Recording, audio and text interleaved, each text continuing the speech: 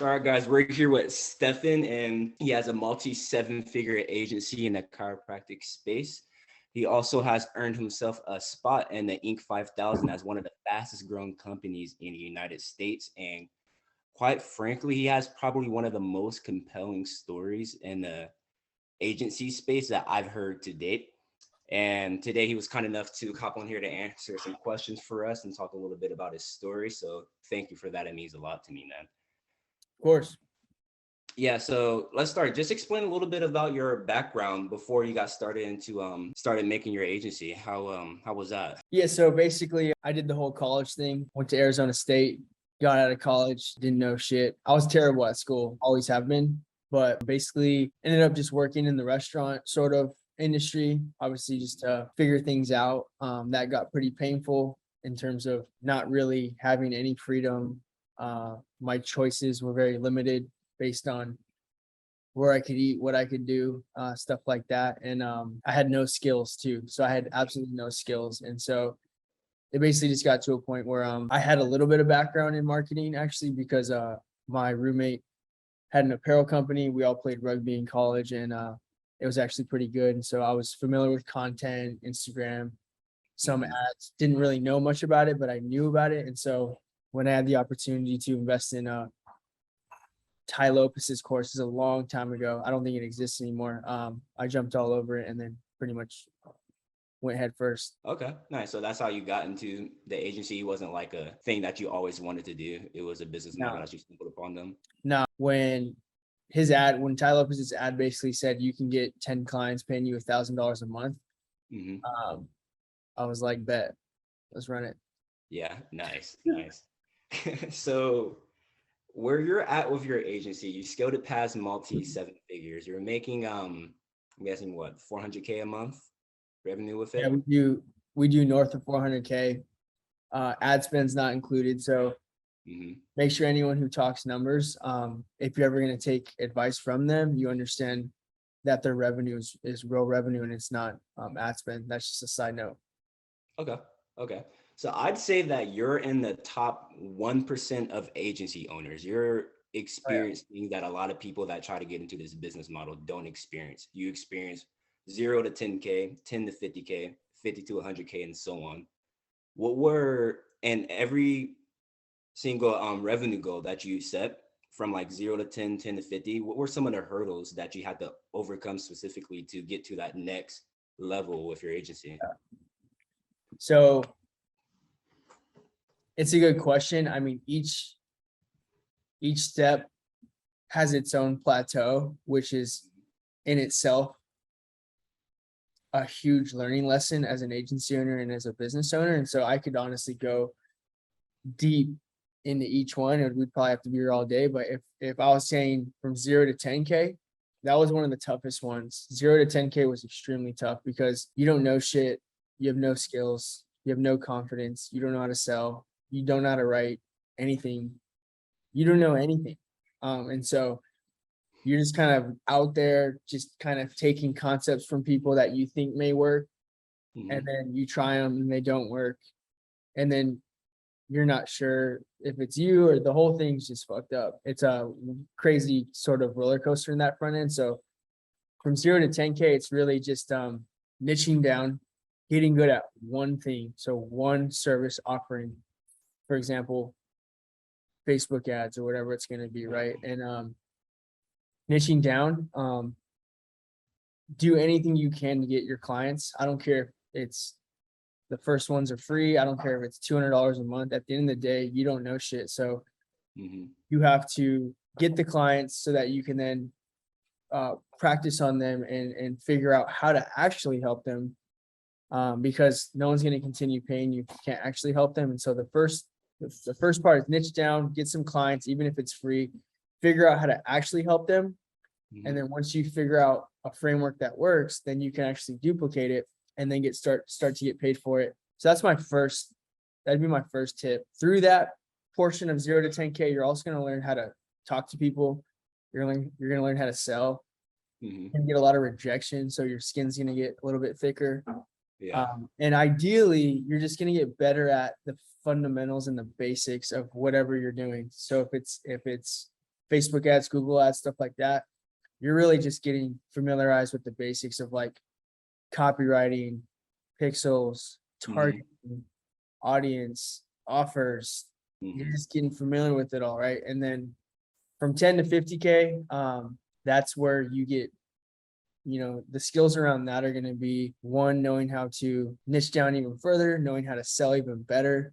I think nowadays your offer is going to have a big component in getting to 50K. Your ability to hire the right people at the right time. The biggest component out of all of them is once you can actually deliver service and bring people in, it's going to be developing your skill set around retention. Okay. Retention is a critical component to not only 10K, but 50K and all the way to whatever you're desired to be at. Retention is a huge component of that. Okay. And I like how you pretty much said that like 0 to 10K is like learning in and honing in on those skills that you're learning, whether it's the type of offer that you're doing, whether it's Facebook or Google ads or anything like that. I notice a lot of people on YouTube or a lot of gurus on YouTube, they have the model of when you're a beginner, hire a media buyer right away. And it's kind of like a freelance arbitrage where you're selling somebody else's work for you. Yeah. But would you recommend for beginners to learn to advertise themselves before they hire somebody, or is the other route of hiring a media buyer right away the route to go? Yeah. I'm not saying there's probably several ways to end up to where you want to be. If that's like building a $1 million agency. However, the way I did it is I was really scrappy from the very beginning. I realized that I didn't have a lot of money in my bank account and that instinctually I was going to learn every component of the agency because it was do or die. And it was either figure this shit out, which my instincts were telling me, get really good at ads, get really good at sales, get really good at email product, get really good at fucking everything. Because if not, then you're just going to go back to working in the restaurant. So that was not an option for me. And so my advice would be, to be honest, till I was doing 20K a month, I was doing everything. And I had one VA paying $400 a month. And that was still because I was just like, Yeah. how much money can I have in my bank account to like survive if everything goes wrong so I can just never go back? That's where I came from a place of pain. Yeah. And so instinctually, right from the beginning, it was, I don't trust anyone to do anything. I'm going to do it all, which was the best decision ever. Because one, I stacked cash in the bank early on. And then two, when I did hire, I knew how to train. I knew what was going to be the standard and no one could bullshit me or anything like that. So that's my recommendation. Okay. Yeah, I like that. Have you dealt with burnout during your whole journey? If so, like how did you overcome it? Like since you said you were doing everything from 0 to 20K, I'd Yeah. assume that you were just overwhelmed every day, but Well, obviously that's something that you were prepared for. So how did you mitigate trying to avoid burnout? And if you did, how did you overcome it? so in the early stages, there was no such thing as burnout because the consequences of not figuring it out was going back to making $14 an hour, making Mhm. food and shit. So there was no burnout. Like it was literally like the opposite because the burnout was going back to working working the job. Yeah. So I think a big takeaway here is if the pain of you doing the work and doing the follow up and figuring it out and getting shitted on is more than what it was when you're working your job, then you're just going to end up back at your job. So burnout in the beginning didn't exist because there was no other option. Nowadays, Hmm. burnout exists. Why? Because I have options. Like I have options. Like literally right now, I could be anywhere in the world doing whatever the fuck I want, Yeah. doing whatever I want. And I still like to have fun and do a bunch of shit. So if Mhm. burnout does exist, it's maybe because I have other options, Yeah. and Yeah. there's a lot more comfort. But Hmm. how I handle it nowadays is I'm real with myself. So like right now I'm on 75 hard. I'm on like day 40 out of 75. This Hmm. lifestyle isn't sustainable. Just keep going because it's very fucking intense. But after you might catch me anywhere.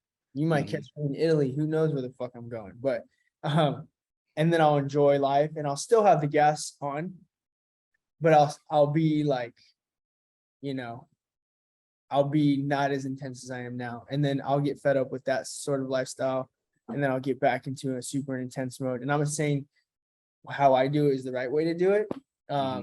That's just how I have been doing it. And that's just where I am today. I respect that. I like that. I respect that. If there was like, if you was to start over and go back to square one, knowing what you have, with knowing the amount of knowledge that you have now about your business, is there anything you would have done differently, or would you have done it the exact same way that got you to where you at now? All right, let's see. Anything that I would have done differently, Yeah. other than getting started earlier, obviously that doesn't count. But Hmm.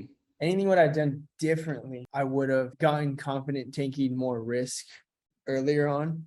Yeah. Remember, like I had this sort of mindset earlier on where I was like, if I could put 100K in my bank, then I can survive for like it was like more of like this survival mode. And now Hmm. I don't think that way. Now I'm more in playing chess and using money as a tool to create more scale and stuff like that. But I guess earlier on, I would have probably just stopped being such a pussy, and I probably would have started running ads earlier. I probably would have created better offers earlier. Again, Hmm. this is all just due to fear, fear setting in, and fuck, what if I lose 10K or what if I lose 20K? Like that type of mindset. I think I would have just gotten comfortable with accepting that money's just a tool earlier on, if that helps.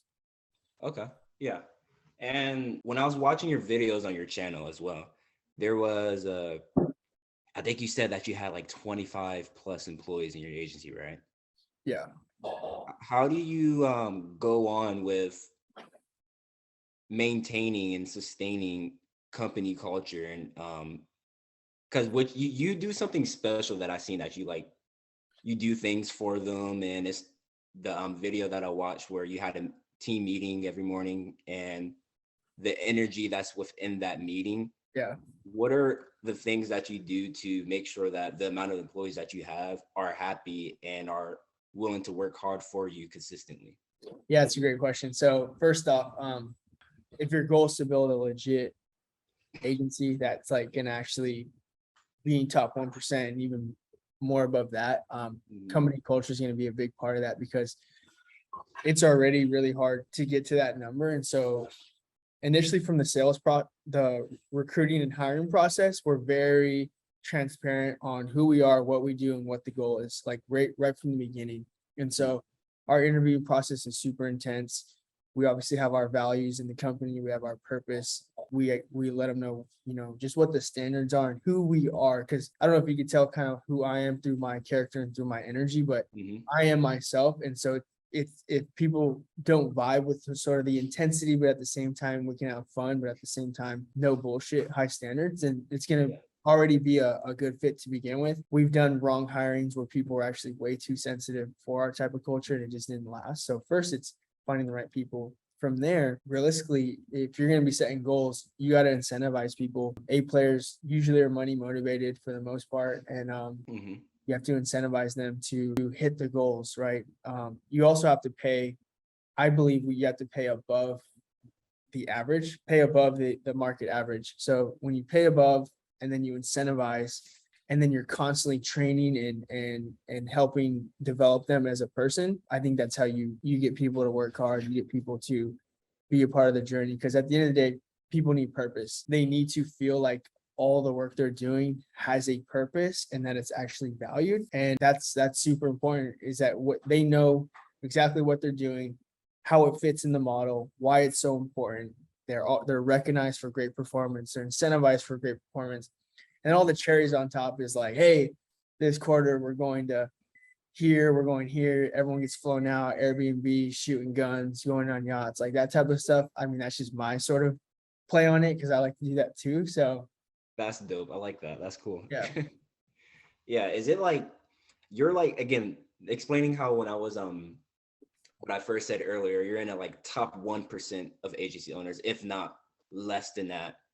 Mhm. Um, did you ever see yourself in a position that you're at now with your agency when you first started, with having 25 plus employees, scaling your agency past seven figures, and the amount of goals and things that you've achieved by then? Did you ever see yourself doing that? Um, no. So in the beginning, no, because in the beginning you don't know anything, right? Yeah. It's survival mode. For me, it was survival mode in the beginning, like legit. Like, how can I literally just survive?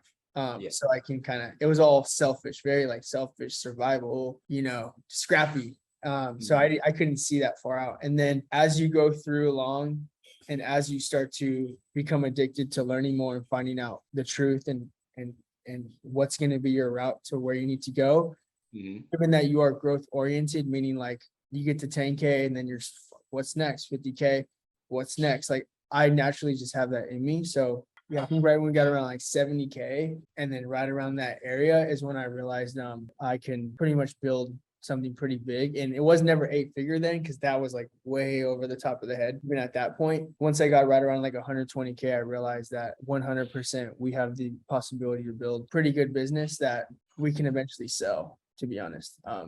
So right now I'm building my agency to be able to sell it. That's the structure. So the maturity level there and the way of thinking there and how we make decisions and how structured everything is, that was the route I chose because I don't know, just naturally inclined to who I was at the time, what I was reading and who I was following and stuff like that. Okay. Well, last question, and then I'm gonna let you head out since you're about have to go soon. I'm 21 years old as myself, and I'm sure a lot of people that's watching this is either around the same age or younger. That is trying to start their age, not trying to start, but started their agency. I have 2 clients currently, and it's trying to get to that 10K mark, the first mark, right? Yeah. Is there one advice that sticks out to you that could be very useful and helpful to someone or anybody that's in a position I'm in or people that are watching this that you could give? One piece of advice to people doing under 10K on how to get to 10K. Is that what you're saying? Yeah. Yeah, it's probably going to be like, I might kind of bring some layers in here, but so the first thing is, to get to 10K, I would say the market and the niche you choose is going to be super important. And then the service that you offer is going to be very important. And you got to have a service in a market that is like desirable. Like it needs to be something that is definitely in high demand. So in your case, you're getting contractors like home remodelers more leads, right? Yeah. Okay, so right there, that's a niche that, are you doing Facebook ads? Yeah, I am. Okay, so that's a niche that can afford the service, right? Mm-hmm. Okay, so if you're gonna get to 10K, what I would say first is stick to that niche, don't go anywhere, because that's a niche that 1 year from now, 5 years from now, 10 years from now, they're still gonna need more qualified leads, right? Mm-hmm. So I'd stick to it. If you're at 2 clients, I would almost literally make your offer such a no-brainer that even if you're getting paid pennies, you're further developing your service and your offering so that once you can get some case studies, now you have a place of proof to like sell from. Mm-hmm. And then you can from there increase your prices, right?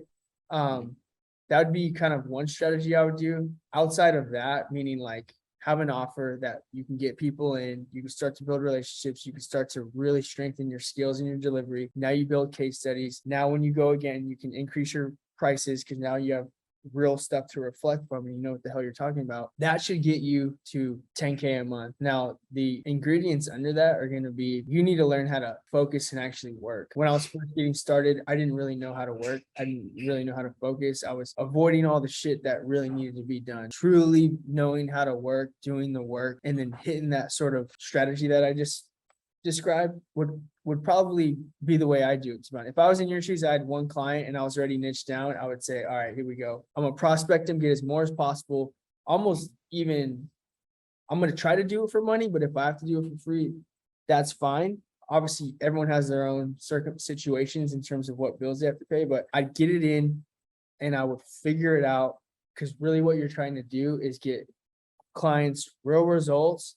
So then you can see that there's validity in what you're doing. And then from there, once you have validity, now you have confidence. Now you have confidence. Now when you're prospecting and you talk to a prospect, it's like, hey, we can do this for you. And if you're not happy, then we'll literally refund you. How about that? So now you bring more people in, and then obviously your goal is to retain more of them. That should get you to 10K. Okay. Yeah, I appreciate that. Well, thank you so much again for hopping on here, answering some questions. It means a lot, especially with somebody that's has as busy of a schedule as you. So thank you again. I really appreciate that, and I hope you have a great rest Yeah, of bro. the day. Awesome. Sounds good, Kino. Yep. Peace, bro.